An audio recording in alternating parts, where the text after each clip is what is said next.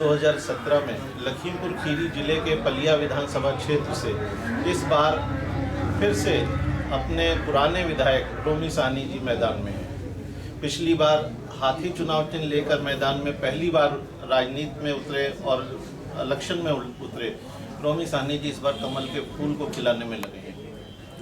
रोमी साहनी जी हमारे साथ हैं। पिछले चुनाव में पाए बसपा के आधार पर 27.29% वोट के बाद इस बार भाजपा के साथ उनकी क्या उपलब्धि रहेगी, कैसा उनका चुनाव रहेगा, क्या उनकी रणनीति रहेगी?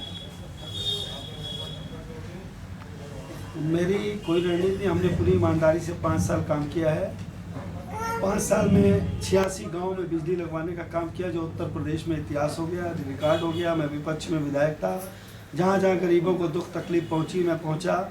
किसी बेटी की फीस जमा होने में दिक्कत आई या कोई गरीबों की झोपड़ियाँ जल गई, सरकार बाद में पहुँची, मैं पहले पहुँचा। और मेरे पहुँचते ही मैंने उन झोपड़ी वाले जिनके झोपड़ियाँ जल गई, मैंने उनको कभी भूखा नहीं सोने दिया। सरकार के अपोजिट जो भी उनके वो लोग मेरे अपोजिट में थे, फिर भी मुझे काम में बहुत दिक्कतें करते थे, फिर भी मैं गरीबों से जुड़ा रहा।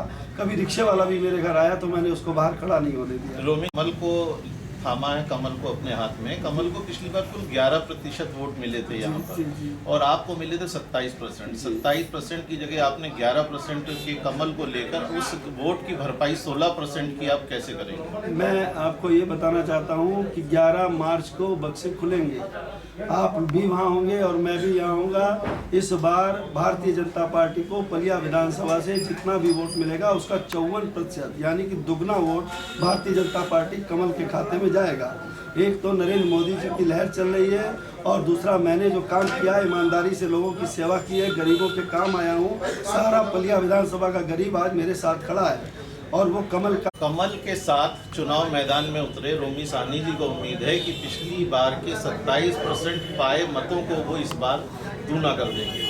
15 फरवरी को मतदान और 11 मार्च को बक्से खुलने के बाद ही उनके इस आंकलन, उनके इस विश्वास का खुलासा हो पाएगा।